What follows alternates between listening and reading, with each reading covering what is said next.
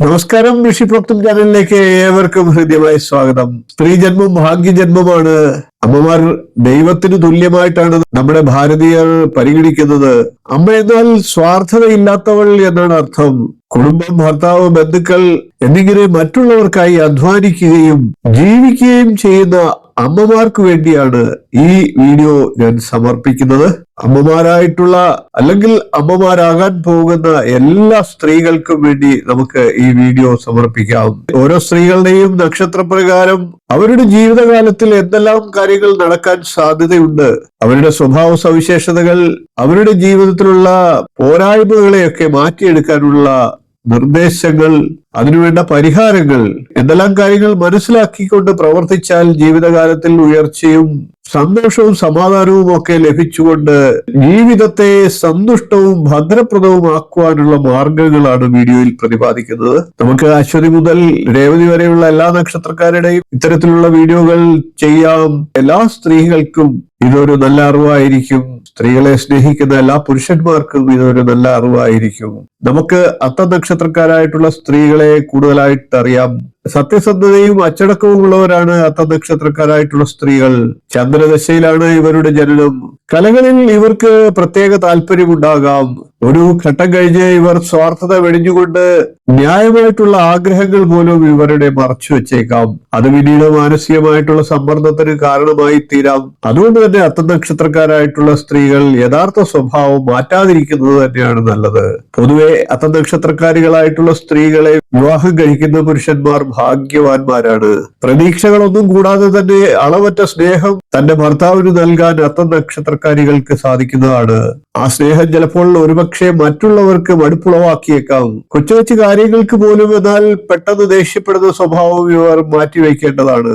ഭർത്താവിന് ദൂരെയോ വിദേശത്തോ ഒക്കെ പോയി ജോലി ചെയ്യേണ്ട സാഹചര്യം ഉണ്ടായാൽ മറക്കാതെ അത്ത നക്ഷത്രക്കാരികൾ കുടുംബ ദേവതയെ വണങ്ങി തന്റെ യാത്ര ആരംഭിക്കാനായിട്ട് ഭർത്താക്കന്മാരെ ഉപദേശിക്കുന്നത് നല്ലതാണ്. അതേപോലെ തന്നെ വീട്ടിൽ പിതൃപൂജ ചെയ്യുന്നതും മംഗളകർമ്മങ്ങളൊക്കെ നടക്കുമ്പോൾ പിതൃക്കൾക്കായി ഒരു ശ്രദ്ധ കൊടുക്കുന്നതും ഒക്കെ എല്ലാ കാര്യങ്ങളും ജീവിതത്തിൽ നല്ല രീതിയിൽ മുന്നോട്ട് പോകാൻ അനുഗ്രഹമാകും. കുട്ടികളോട് നിങ്ങൾ കാണിക്കുന്ന നന്മതിന്മകളാണ് അവരുടെ ജീവിതത്തിൽ മാതൃകയാകുക.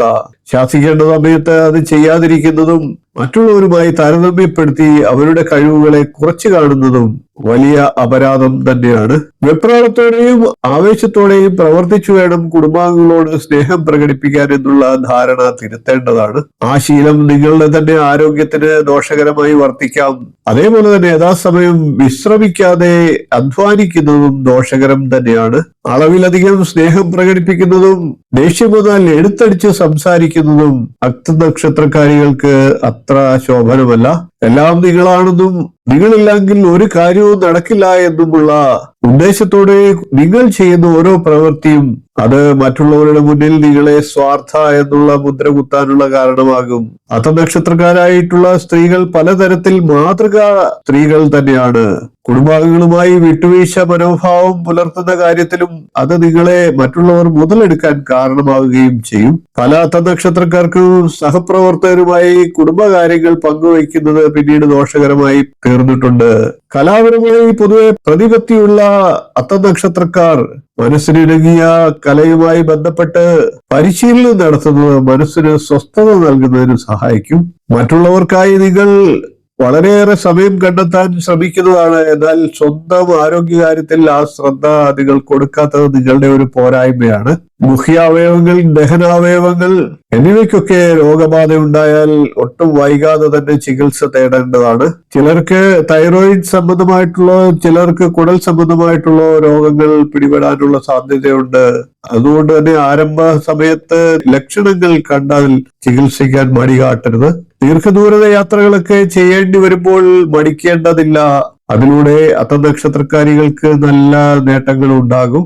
ജാതകപ്രകാരം ചൊവ്വ, രാഹു എന്നിവരുടെ ദശാകാലങ്ങളിൽ കൂടുതൽ കരുതൽ എടുക്കേണ്ടതാണ്. ഏത് പ്രവൃത്തിയിലും അത്ത നക്ഷത്രക്കാരായിട്ടുള്ള സ്ത്രീകൾക്ക് ഒരു പ്രത്യേക കരുതൽ ആവശ്യമാണ്. അത് ആരോഗ്യകാര്യത്തിലും ഉറപ്പായും വേണം. വർഷത്തിൽ ഒരിക്കലെങ്കിലും രാമേശ്വരത്ത് പോയി ശിവഭഗവാനെ ദർശനം നടത്തി സ്നാനം ചെയ്യുന്നത് അത്ത നക്ഷത്രക്കാരായിട്ടുള്ള സ്ത്രീകൾക്ക് വളരെ ഗുണപ്രദമാണ്. അതേപോലെ തന്നെ കുടുംബ ഭരദേവതകൾക്ക് വഴിപാടുകൾ നടത്താൻ മറക്കാതിരിക്കുക.